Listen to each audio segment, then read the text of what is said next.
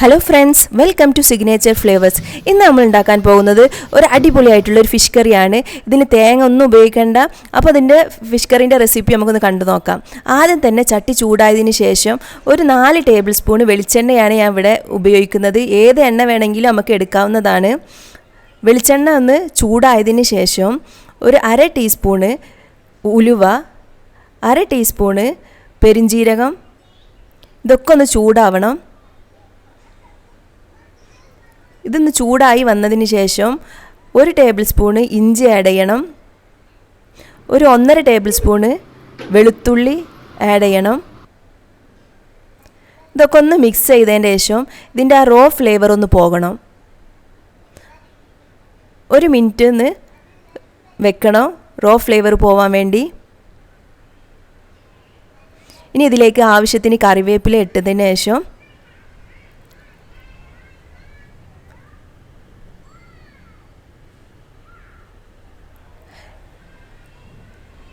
ഞാൻ ഇവിടെ 15 ചെറിയ ഉള്ളിയാണ് എടുത്തത്. ഈ ഉള്ളിയാണ് ഏറ്റവും മെയിനായിട്ടുള്ളൊരു ഇൻഗ്രീഡിയൻറ്റ്, ഇതിന് ടേസ്റ്റ് കൊടുക്കുന്ന. പിന്നെ അവിടെ 15 എടുത്തിട്ടുണ്ട്. ഇതൊന്ന് നല്ലോണം ഒന്ന് വഴറ്റണം.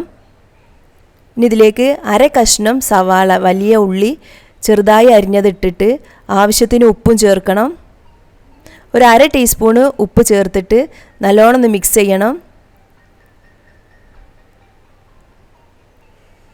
ഒരു 3 മിനിറ്റോളം ഒന്ന് മിക്സ് ചെയ്തതിന് ശേഷം ഒന്ന് കുക്കാവണം.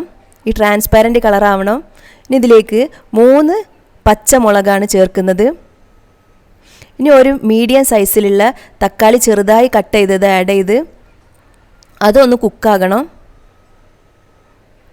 നല്ലോണം വഴറ്റിയതിന് ശേഷം ഇനി നമ്മൾ മസാലകളൊക്കെ ഒന്ന് ആഡ് ചെയ്യേണ്ട ടൈമാണിപ്പോൾ.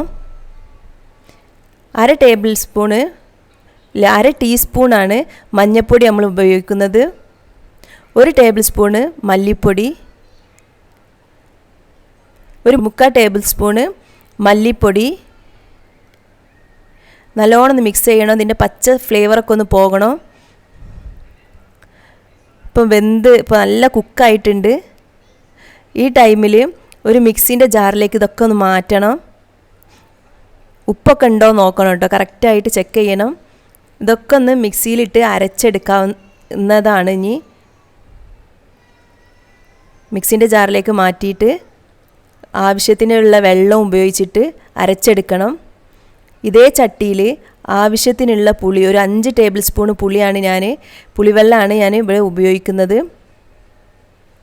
ഇതിലേക്ക് അരച്ച് വെച്ച അരപ്പ് ചേർത്തിട്ട് ഈ മിക്സിൻ്റെ ജാറിലേക്ക് ഒരു 1/2 ഗ്ലാസ് വെള്ളം ഒഴിച്ച് അതും ചേർത്ത് ഇളക്കിയതിന് ശേഷം ഒരു 1/2 ടേബിൾ സ്പൂണ് ഉപ്പ് ചേർത്തിട്ട് നല്ലോണം ഒന്ന് മിക്സ് ചെയ്യണം.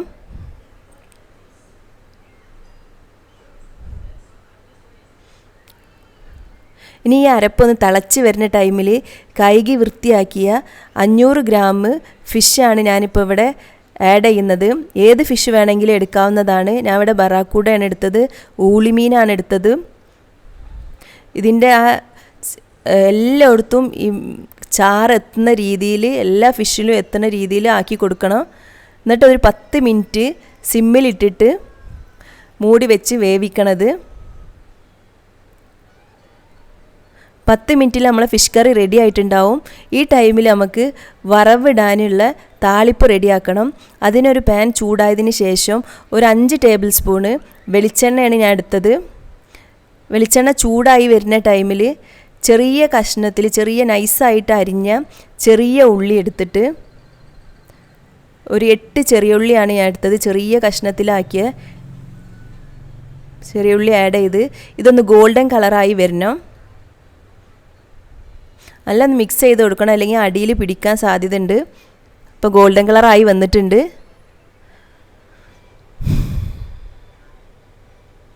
ഈ ടൈമിൽ ആവശ്യത്തിനുള്ള കറിവേപ്പില ഇട്ടിട്ട് ഒന്ന് നല്ലോണം ഒന്ന് മിക്സ് ചെയ്യണം.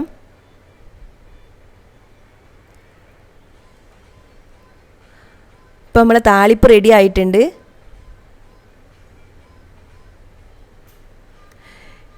മൂടി ഒന്ന് തുറന്ന് നോക്കിയാൽ 10 മിനിറ്റിന് ശേഷം ഫിഷ് കറിയൊക്കെ റെഡി ആയിട്ടുണ്ട്. ഫിഷൊക്കെ നല്ല രീതിയിൽ വെന്തിട്ടുണ്ട്, നല്ല കുറുകിയിട്ടുമുണ്ട്.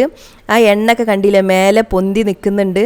ഇനിയും വറ്റിക്കണം എന്നുണ്ടെങ്കിൽ ഹൈ സ്പീഡിലിട്ടിട്ട് കുറച്ചും കൂടി വെള്ളം വറ്റിക്കാവുന്നതാണ്. ഇനി താളിപ്പ് ചേർത്തതിൻ്റെ ശേഷം ഫിഷ് കറി റെഡി ആയിട്ടുണ്ട്. ഇപ്പം ഒരു 5-6 പേർക്ക് സെർവ് ചെയ്യാവുന്ന രീതിയിലാണ് ഈ ഫിഷ് കറി ഇപ്പോൾ ഉള്ളത്. അടിപൊളി ടേസ്റ്റാണ്. എല്ലാവരും ഒന്ന് ട്രൈ ചെയ്ത് നോക്കണം. തേങ്ങ ഒന്നും ആവശ്യമില്ല. ഒരു 15 മിനിറ്റിൽ തന്നെ നമുക്കിത് ഫിഷ് കറി റെഡിയാക്കാവുന്നതാണ്.